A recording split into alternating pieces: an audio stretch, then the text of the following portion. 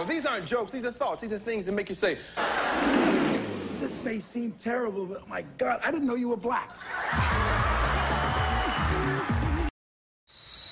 Okay, let's talk about the Roseanne Barr tweets and how this bullshit is something that they want to focus on in the media. You know, I guess they're making her the face of racism now. Not Donald Trump, not his ass, but Roseanne Barr. Although Donald Trump is a fucking white supremacist who happens to be the president of the United States, they're not going after him like they're going after Roseanne Barr, making her the face of white supremacy, I guess. I guess she's now the new face of white supremacy, right? Okay. Well, you know what? Let me tell y'all something. Roseanne Barr's comments does not affect how much money I make on my job, how much these corporations are underpaying us every day. See, that's what you call white supremacy. When you're being paid less than your worth. That's called white supremacy, by the way. And black folks are the hardest fucking people, are the hardest working people in this planet, on this planet, but get paid the least. We're the hardest working people in America and get paid the least. Okay? So, Roseanne Barr's tweets about Valerie Jarrett being compared to the Planet of the Apes and the Muslim Brotherhood, and I mean, all of that, yeah, it is white supremacist talking points. Roseanne Barr is a racist, okay? But her comments on Valerie Jarrett does not pay my bills. It doesn't put food on my table. It doesn't affect my fucking paycheck. See, racism is when people like Bill Gates are funding population control over in Africa. That's what you call racism. That motherfucker is a racist. The Bill and Melinda Gates Foundation provides vaccinations and other fucking programs to Africans. Now, we all know the Ebola virus was created and injected into people over in Africa via vaccinations. We all know that. Why isn't the media talking about that? Why isn't the media talking about the genocidal programs that are currently going on right now over in Africa? Why isn't the media talking about, you know, these eugenics programs that are designed to basically reduce the black population? Why isn't the media talking about that? That's the real racism. Not somebody calling you a fucking ape. Not somebody calling you a nigger. Who gives a fuck about somebody calling me a nigger or an ape? If you have the power to control my life, to keep me in an economic black hole, if you have the power to keep me in an economic black hole, who gives a fuck about you calling me a fucking nigger? When you have the power to keep me economically oppressed. See, I don't care about somebody calling me a nigger. I do care if somebody is keeping me economically oppressed. And America oppresses black people. That's what America has always done. It oppresses black people and brown people and other people of color, even though these other people of color don't really come to the aid of black folks like we come to their aid all the time. But yet and still, they are being economically oppressed. Now, somebody calling me an ape, somebody calling me a nigger, I don't give a damn. I don't care. What I do care about is these institutions that oppress black people. That's what I care about, such as the criminal justice or injustice system. That's what I care about. Such as the bankruptcy courts, such as the child support courts. You know, institutions that oppress black people, mainly black people. And yeah, we are being economically oppressed. We're in an economic holocaust in this country right now. That's white supremacy. That's white supremacy. That's racism. To keep one group economically oppressed. That's what you call racism. and white supremacy. And we need a revolution to overturn this fucking system. We need a revolution. This system cannot be fixed, period. You can't fix capitalism at all. It can't be fixed. Capitalism cannot be fixed. The criminal injustice system cannot be fixed. It cannot be fixed. A lot of white supremacists are in the police force. All of them, you know, all of them got white supremacists. All police forces in this country got white supremacists on the force. So, you know, white capitalism, it can't be fixed with black capitalism. White supremacy cannot be fixed with black supremacy. White supremacy has to be overturned. It has to be abolished. Capitalism has to be abolished. Period. We need a revolution. We need a revolution.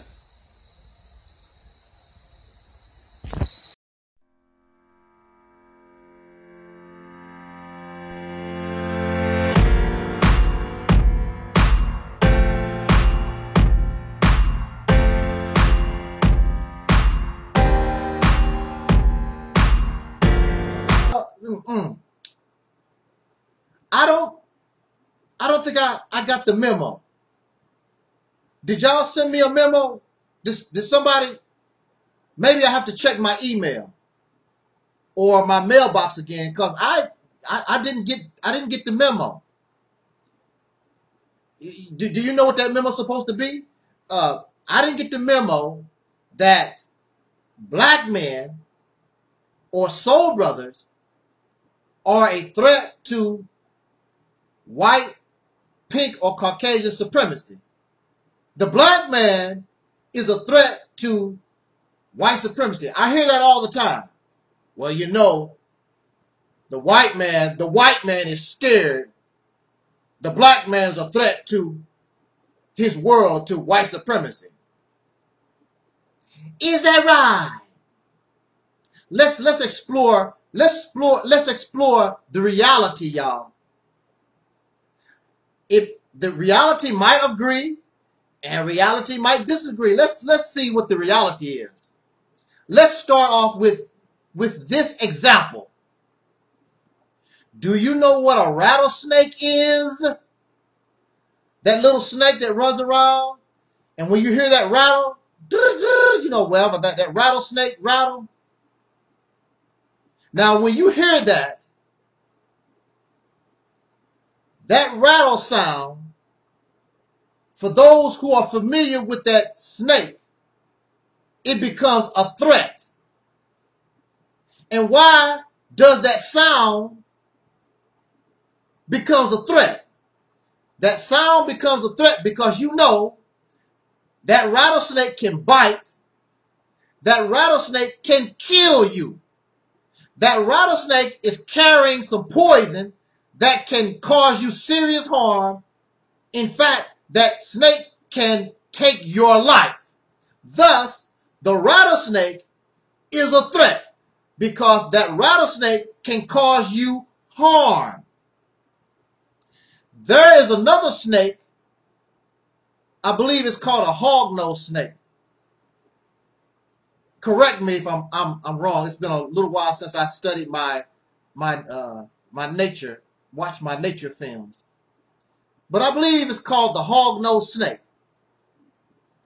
One of the defensive tactics of the hognose snake is that it can flip over and pretend to be dead. It can open up its mouth and it stinks real bad like it's dead, and it fools a lot of predators because the predator thinks that the snake is dead. And most animals don't eat carrion. They don't eat stuff that's dead. And they will leave the snake alone. Another defensive tactic of the hognose snake is it does not have a rattle like a rattlesnake. But what it can do, it can scrape its scales together and make a sound like the rattlesnake, and people will believe that the hognose snake is a rattlesnake and leave the hognose snake alone because they believe that it's a rattlesnake. The hognose snake is harmless. The hog-nosed snake cannot do nothing to you.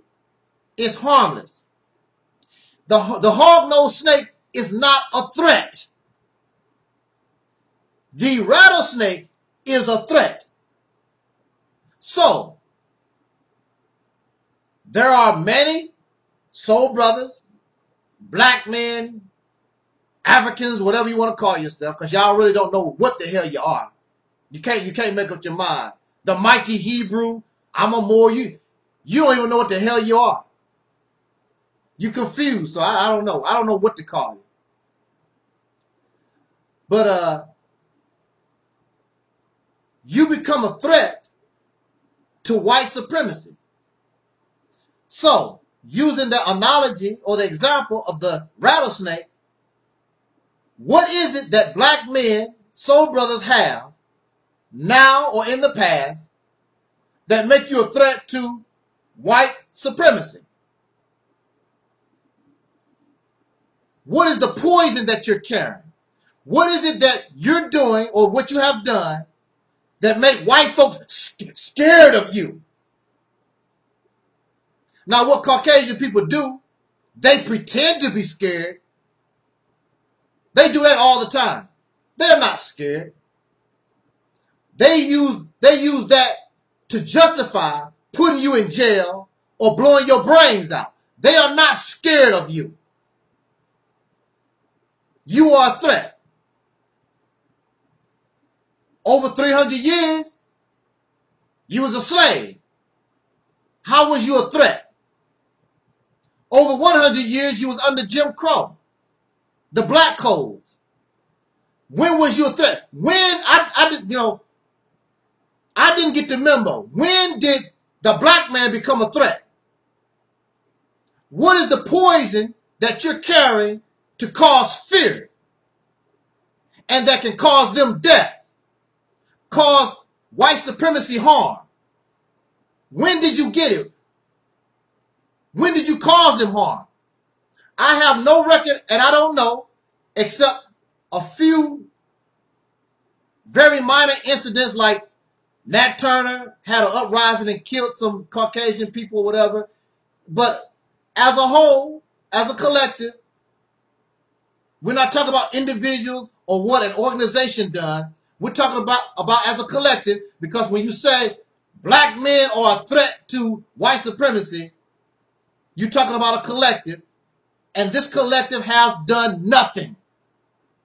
And then these black men, these soul brothers, want to get angry at the soul sisters, the black woman, because the black woman has eyes.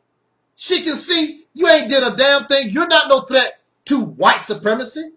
And you want to get angry at her because she won't give you some kind of false credit for being a non-threat. You are like, woo, you are like the hog-nosed snake. You can rub your scales together and sound like a rattlesnake. You can lay on your back and pretend to be dead and release a foul odor, but you're harmless. The so-called Negro, the so-called black man in America, we have done nothing to be a threat to white supremacy. You and I have always been a conquered man. You want to pretend like the hog-nosed snake to be something that you're not. You're harmless. Now you have progress and you have done some great things, yes. You are a millionaire basketball player. You are business owners. You have a lot of college degrees on your wall. You're a successful rapper. You're a senator. You are in the House of Representatives. You're a mayor. You are many things, but you're not a threat. You're a basketball player, but you're not a threat. You're a millionaire, and you're educated, and you're not a threat. They don't see you as a threat. You have never been a threat. You can vote. You have money. don't mean nothing. When did the black man become a threat? So how are you a threat to white supremacy? Because when you consider a threat can cause injury, a threat can cause death, a threat can cause destruction. So you are a rapper, you are a mayor, you're a business owner, you're going to open an African-centered school. How is that a threat to white supremacy? White supremacy been kicking your ass going on 500 years. And you have been, you've been able, not been able to do nothing about it, but you're a threat. If you was a threat, like the snake, when that snake starts to rattle its tail, people look where the rattlesnake is at and they want to get the hell out the way. Because that rattlesnake is a threat. And if they mess around and let that snake bite them, they know there's a good chance it will cause them serious harm or death. Because it's a threat. You want this false praise. You want this false adoration that you are something that you're not. You are harmless. You've done nothing. They pretend to be scared. When you get angry, they pretend like, oh, the Negroes, oh, they're not afraid of you at all. You're harmless. You've done nothing to show you are dangerous. Not for real. Because whatever you do, they know they can whoop your ass. You're not a threat. If the Caucasian people right now, if them as a majority said right now today, I am sick of these Negroes in America, these black men and these black women, we are sick and tired of them being here. They can round all of us up, put us on a boat, and send us to Africa or wherever. There's nothing you can do with your threatening ass. Nothing. You and your children just pack your bags and get on the boat. Some of you might try to get bad and fight. They blow your brains out and they'll start digging mass graves. That shows you right there you're not a threat. They could get rid of you just like that. What you gonna do to stop them? Nothing. There's nothing that you can do. Nothing. But you're a threat to white supremacy. But white supremacy can actually kick you out of the United States right now if it wanted to. But you're a threat. If you was a threat, they wouldn't be able to do that. And you and I both know they have the power, and if they really wanted to, with your black power ass, you say you don't want to be in America anyway, well, here's your chance. They're going to give you the boats and the airplanes and throw you out. Those who don't want to go, well, we're digging a grave for you. A mass grave. What can you do? But you're a threat to somebody. But these people can do whatever they want to you. So how are you a threat, black man? If you want credit for being a threat, then gain yourself some power, put some poison in your fangs, and show that when you bite, you can cause harm and you can cause death just like they can. But you can't. The only thing you can do is do big talk. The only thing you can do is make YouTube videos. Talking loud, saying nothing. Ain't nobody scared of the black man. You was a slave in the beginning and you're a damn slave right now. Nobody respect you all over the world. No matter if you're a rapper, the president, or whatever the hell you think you are, you're nothing in the eyes of the world. Because you have not shown you a threat. You have not shown you have power. You have not shown yourself as a true man. You remain in the place that you was created in, and that is the lane of a slave. But you want the black woman, you want the soul sisters to tell you something else so you can feel good. I don't want to feel good. I want to be an actual threat. I want to be that. I want it to be real. Don't pump up my ego. I'm going to step up to the plate. If you want credit like that, step up to the plate and earn it. You don't want to earn it. You want this false praise, like you're doing something, and you haven't done anything. You a threat. You ain't a threat to nobody, except a chicken sandwich. You might be a threat to that. Jot down your comments. I know men don't like what I'm talking about, but I don't give a damn, because you ain't a threat. Check y'all on the flip. Peace.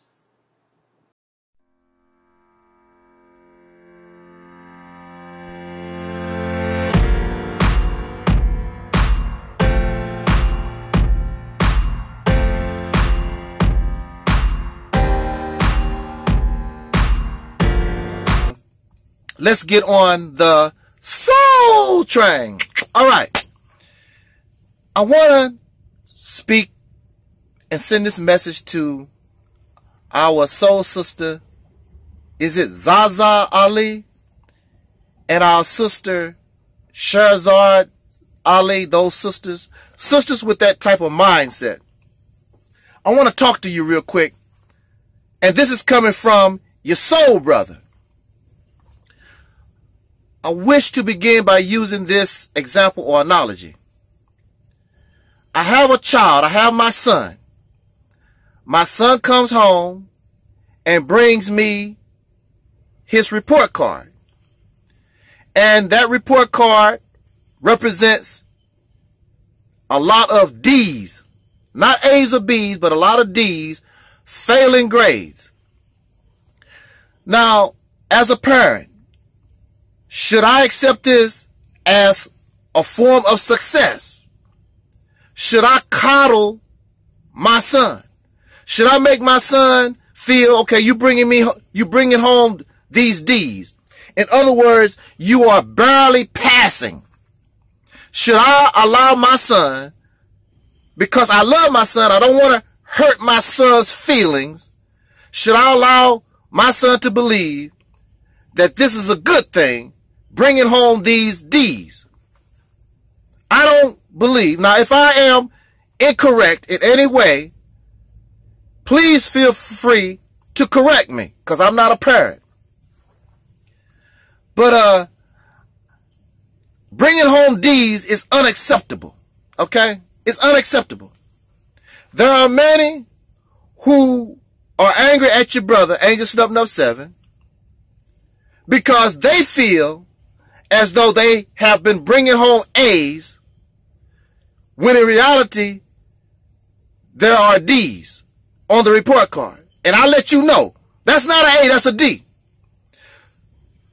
They want us to treat them for bringing home failing grades, for being a damn failure, for being a failure. They want to be treated like the person who has an A. That ain't how life works. I love you, my son, but that is not acceptable. And I would be doing you a disservice. I would be doing you a disservice to allow you to believe that that is acceptable. It's not acceptable, son. I love you. You are going to have to work harder. If I cannot help you, my son, then I would try to find somebody that can help you improve your grades, because that's not acceptable. It's not good for you. It's not good for us. It's not good for you as a person. You're not going to get anywhere in life bringing that type of grades home. And I would not be a parent to sit around and coddle you, because I don't want you to cry. I don't want you to feel bad about yourself. I don't want you to feel low self-esteem. No, I need to help you to improve yourself. Now, this is what these sisters do, like Zaza Ali. Zaza Ali and Sherzad Ali, what they do for black men, soul brothers, is they coddle your ego. You are bringing failure home. You're doing nothing on a successful plane. of substance that can affect the destiny and change the life of yourself or your community. And these sisters accept your failure because they don't want to see you cry. They don't want to see you whine and suffer low self-esteem. So they coddle you. Everything, hold your hand, everything gonna be all right. And then the sisters wonder why their men can't step up to the plate. Now look, Zaza Ali, I saw an excerpt from a meeting that they had, and Zaza Ali was trying to show that there are all these good brothers, which they are, there's no doubt about that. She was saying, I have 50 brothers in my phone right now. They work for themselves, and she praised them or whatever. My question is, Sister Zaza, are these men united? Are they working together, or are they individuals and separate? They are working for themselves. That sound good. You're working for yourself, but paying taxes to your damn enemy. 90% of what you are, indirectly or directly, still, you have to give the credit to your damn enemy. These men, do you grow your own food? Do you produce the cars that you drive? Do you produce the paper and the ink that you write your business crap on? So what are you trying to prove? It is a failing grade. It is not good enough.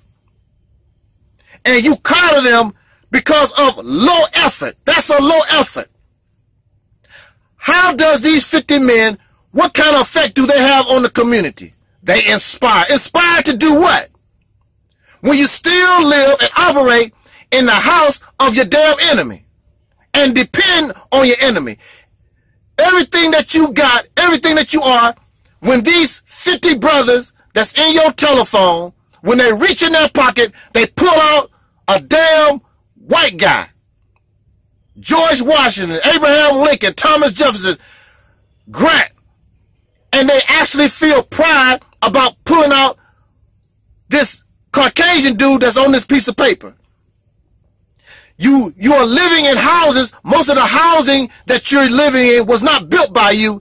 It was built by Caucasian people. So what are you? So this is not acceptable. This is a failing grade.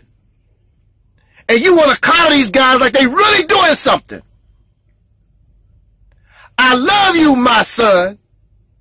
If I cannot help you, then I will find somebody that can help you so that because you need to get a passing grade. Because anything else is a disservice. It's a disservice to you, and it is a disservice to the community.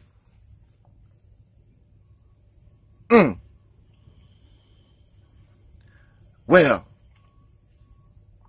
these brothers love this word submit. They love sisters like this. They submit. They know how to submit. You are not worthy. At this time, soul brothers, we are not worthy for somebody to talk about, I'm going to submit to you. What have you done? Everything that we are, directly or indirectly, over 90%, we depend on the Caucasian people. If the Caucasian people decided not to do business with you or whatever, what you gonna do? They decide we're not gonna give you our food. We're not gonna pump water to your house. What are you gonna do?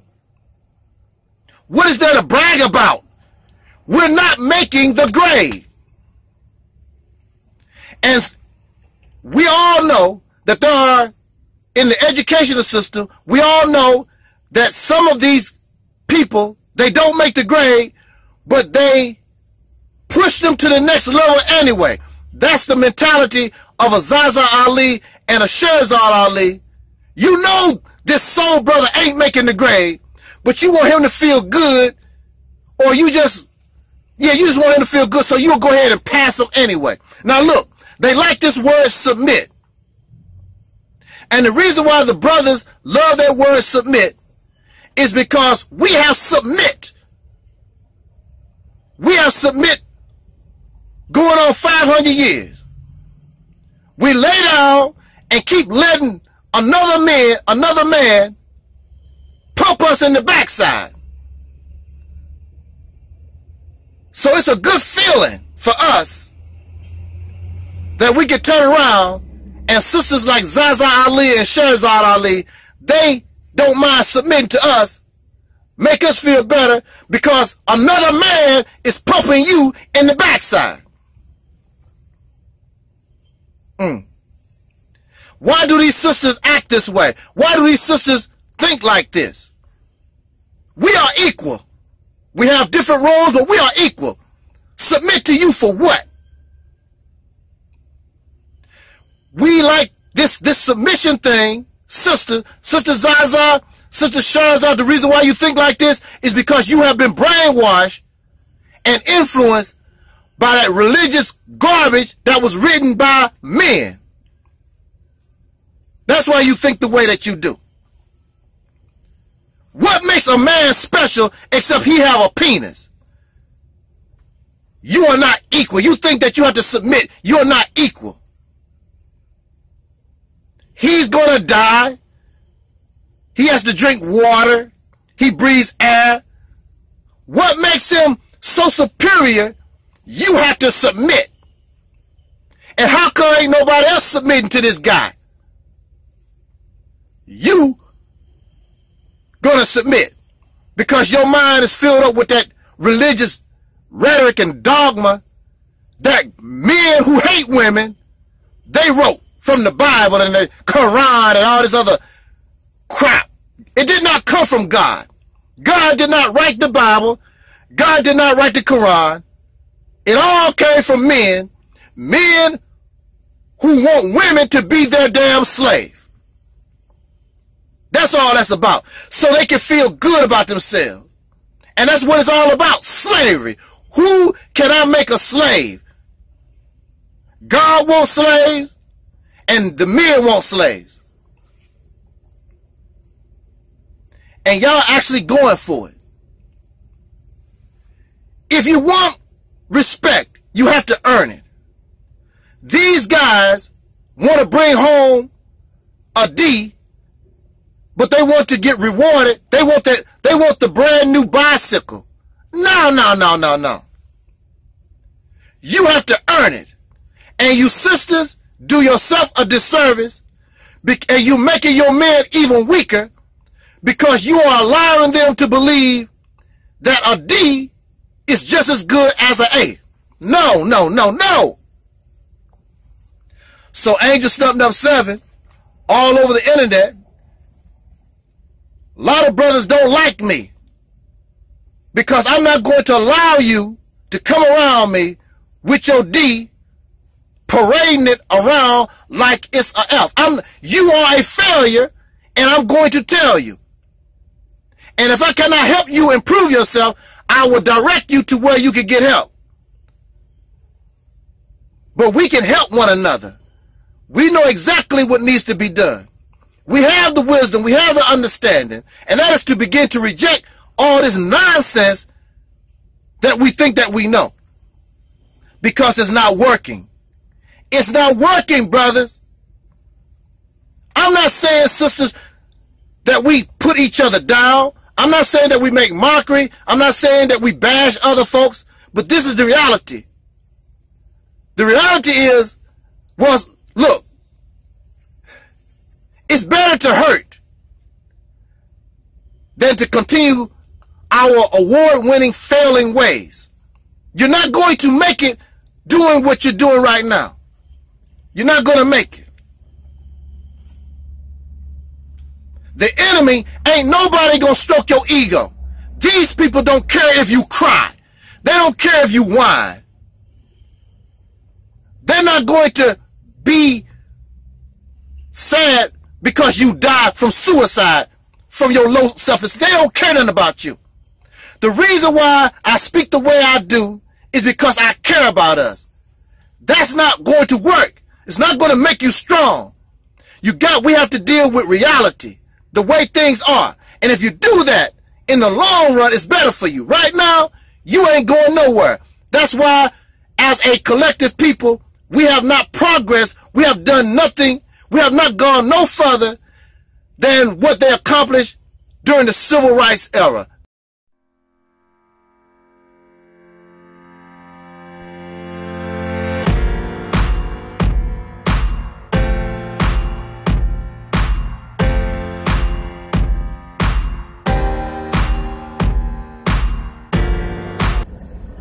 When I was a little boy, and many of us probably can relate, I came from a dysfunctional family. Many of us come from dysfunctional families. We don't get along with our sister, get along with our brothers, our mothers, fathers, aunts, and uncles. There's always some type of confrontation, some kind of crap going on. Nobody seemed to get along. This is family. This is your biological blood. Came from the same mothers, fathers, and so forth. So, coming from that type of background, as a little boy, I always wanted the perfect family. So, I was amazed when I used to watch the Brady Bunch, the Partridge Family, you know, all those Lead It to Beaver, all those family-friendly, even something like the Cosby Show. All these family-friendly type television fantasy shows. But I always wanted that, even as a little boy. And as a little boy, I always was looking for a man. Has nothing to do with gay. I'm looking for a man because I'm a little boy and I know I'm supposed to be something, and the men that was around me, I know I didn't want to be that. And the first man that I was attracted to was the Honorable Elijah Muhammad. And I was introduced to Islam as taught by the Honorable Elijah Muhammad. I do not know nothing about Orthodox Islam until this day. Orthodox Islam don't do nothing for me. It's always been the teachings of the Honorable Elijah Muhammad, Islam under his teachings. So I'm looking for a man. And I found that man in the Honorable Elijah Muhammad. And when I saw the nation of Islam, I saw brotherhood and sisterhood. I saw the manhood that I felt I should become, just like these brothers, and they call these brothers the FOI. Now, when we talk about brotherhood in the nation of Islam, I was taught when you have a bowl of bean soup, half of that bean soup belongs to your brother or your sister. Half of that bowl belongs to them. So if I have a bowl of soup right now, half of it belongs to you. Now, also I learned, I am also a fan of what you call the Little Rascals. And the Little Rascals had an episode where everybody was trying to get together and they saw themselves as family. And they had a saying, all for one, one for all. All for one, one for all. That's how they get down.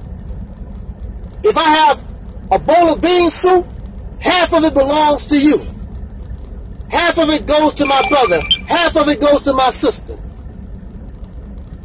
When you come here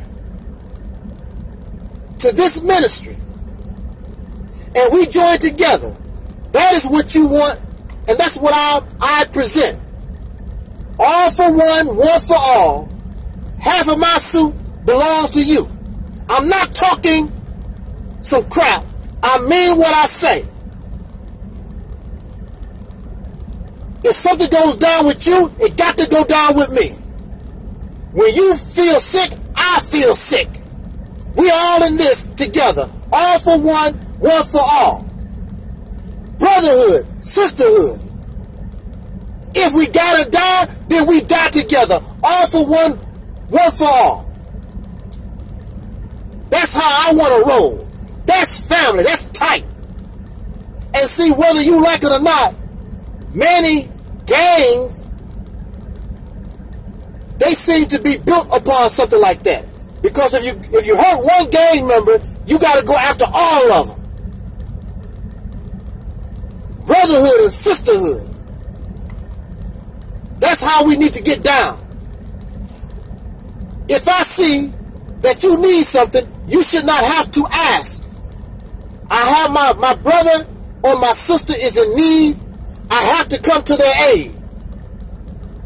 All for one, one for all. If we gotta be homeless, we all homeless together. One for all for one. But now, there are those who talk. There are those who talk brotherhood. There are those who, talk. They talk brotherhood. It sounds good. And I want to go back to the Nation of Islam. And I remember, if a brother have a bowl of bean soup, half of that belongs to my sister, half of that belongs to my brother. However, see, this is what gets me. This is what the Honorable Elijah Muhammad taught in the Nation of Islam. But see, look, there are no big I's and little U's. We're supposed to be equals. We're supposed to be the same. However, there's a problem. When I'm looking at all this, there's a problem because there's a certain group, the leadership, the Honorable Elijah Muhammad did not live equal.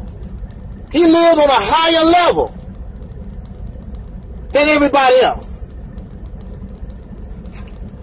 Is that all for one, one for all? When somebody is like a king or a queen, and then you got all us little guys underneath you, that's not equal. That's not all for one. That's not what I don't want to build nothing like that. I want to build a village. I want to build an institution. I want to build a nation. When you go to that nation, you don't know who the king is. You don't know who the queen is. You don't know who the leadership is, because everybody living and doing the same. Because we actually are equal. Some of y'all can't handle that. When you go to a brother and sister's house, the sister is the head of household just as much as her husband is. Equal. And even the children have a say-so. Now, you may not like this. I remember there was an episode of Good Times, and James Evans Sr. was trying to fix the sink, and Michael Evans, his son, was handing him the tools. He was doing something under the sink, and he grabbed the tool, and Michael said, "Daddy, don't you think this would work better?" And James Evans is like he knows everything. Look, I'm doing this. I got this. You don't know. You know, you're a little boy, whatever. I got this. Just hand me the tool, Michael. When I tell you to hand me something, when I tell you to do something, Michael, just hand me what I want. So Michael handed him what he want, and then James Evans came from out from up under the sink, and he asked for the tool that Michael suggested. See, wisdom, knowledge, understanding can come from anywhere. Even our babies, even the little children, you think they don't have no life experience. That don't mean they are stupid. Our children can teach you something. Matter of fact, our children, because they are still curious, may see a lot of things we miss as we was growing up. They can see it, and we missed it. all for one for all. Half of whatever I have belongs to my brother and sister. That sounds good, but for many of us, we're not going to do it because, you know why? I work for all mine. That brother, he don't go to work. He don't do nothing.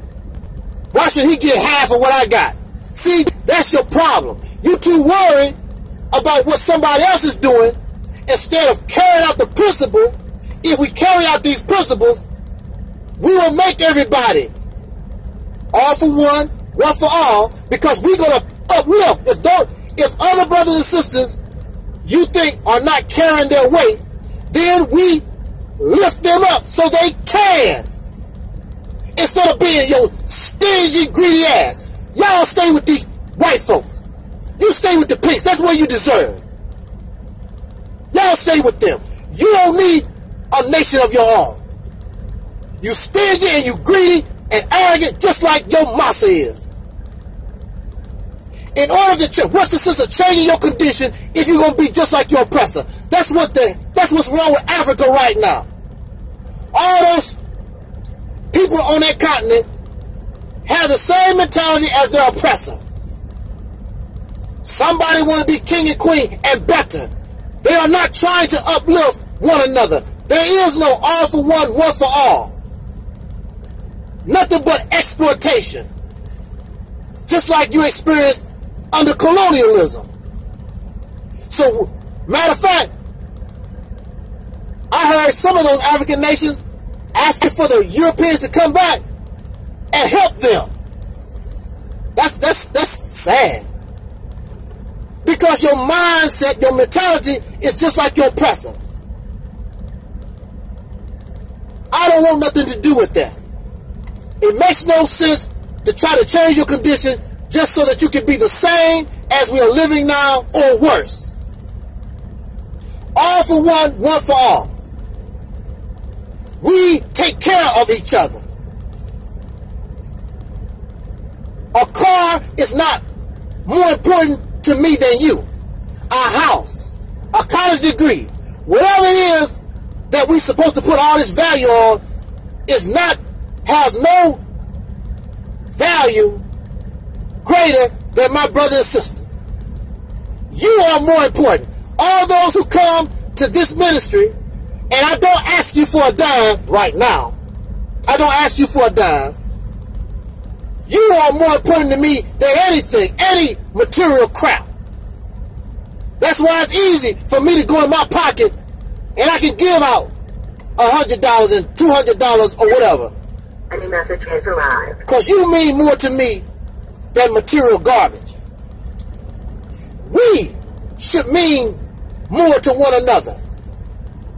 But when you think and your mind is on this material level, what's the sense of being free? What's the sense of being liberated? So you can stay the same. I want a nation, I want a world where we truly are and really can experience what we call freedom, justice, and equality. Family. Everybody lifting each other up instead of trying to be pompous and throwing your nose up at somebody because they don't have what you have.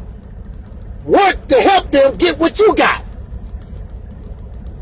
But there are some of us, you want to feel better. You want to feel smarter. You want to feel greater. So you need to stay right in the condition that you are. Matter of fact, that's the reason why you're not changing, because you are just like your slave master. Stingy, greedy, violent, profane, nasty. You are the freak, just like your master.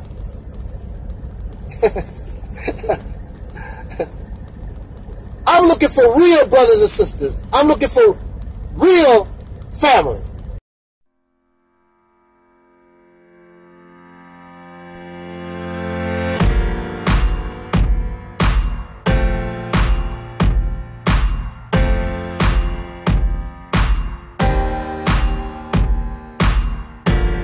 That you have, that you believe in, oh, this is the way it go. They wrote it in a book.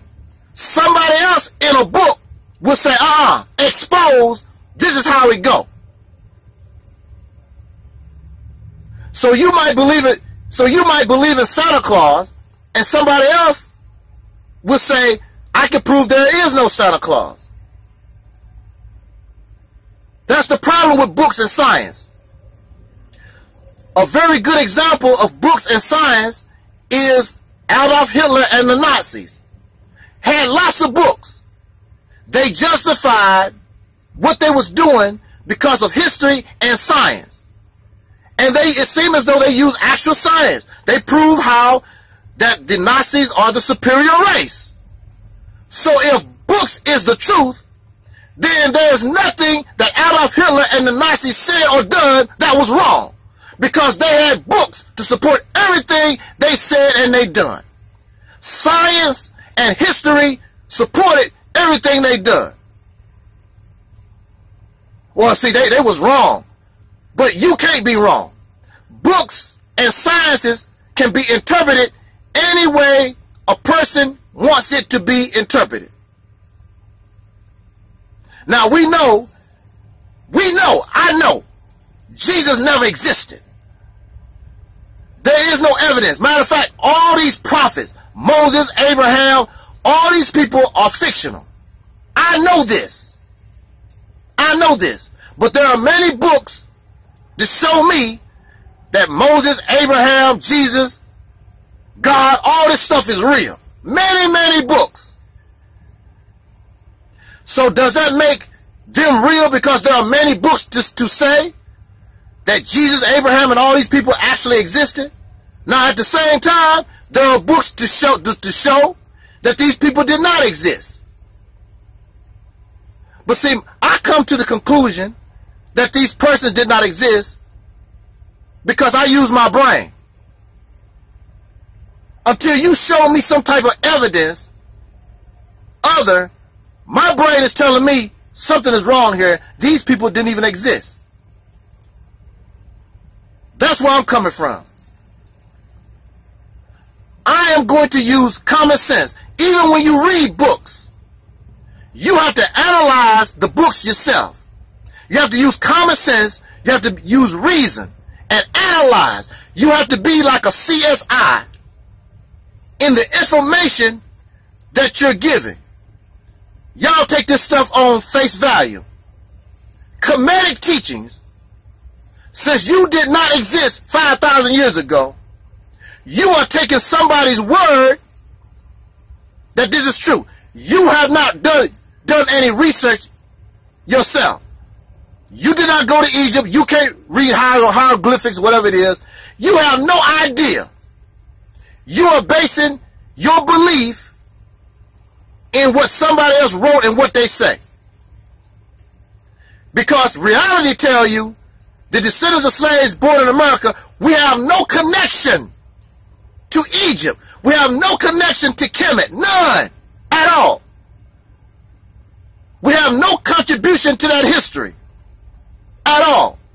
But you have connected yourself to a place where you don't belong. You've never been. I know, none of y'all, none of your relatives have lived in Kemet. None. No information from those people was passed down to us. This is a fact. But it don't stop you from making a claim, we are of Kemet. And y'all spot all this African Kemet stuff, and you feel good. Nothing but some feel good stuff. I'm not into that. I'm not into that. Plus, I don't need no hand-me-downs. I don't need nothing from my mother. I don't need nothing from my father, of whom I do know. When you become an adult, when you come into your own, you begin to do your own thing. So it don't make no difference to me if we did come from Kemet. I'm going to do like James Brown said, I'm getting ready to get up and do my thing. Ha! I'm getting ready to do my thing. Because this is not 5,000 years ago. They lived, said, and did what they did during that time. You are not like your parents. You're not going to live like your parents. Your parents was born, or they was teenagers during the 1950s. You ain't into that. Some of y'all like 1950s music, but y'all not into that. You must do what you have to do in accordance to time. You and I did not live during that time. Each time period, each generation changes. So here we are, we look dumb and silly. Hebrew Israelites trying to dress up to look like ancient people they never knew. We trying to dress up and look like Egyptians, wearing all these symbols and ankhs. Trying to look like some kind of Arab or whatever. I don't know what y'all think these Moors look like.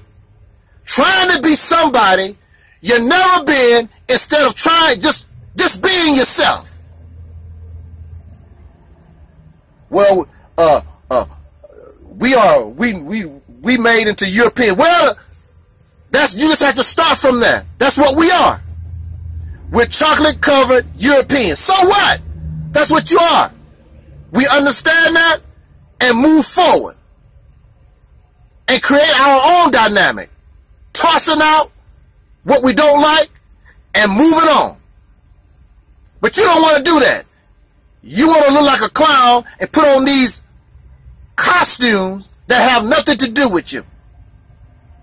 So pound per pound, you want to challenge this ministry based on your books that is fallible and filled with error.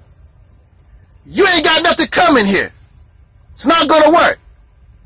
So it is wise, and many of them already know it's best that you leave me alone and argue with other people that live in fantasy fictional world like you do.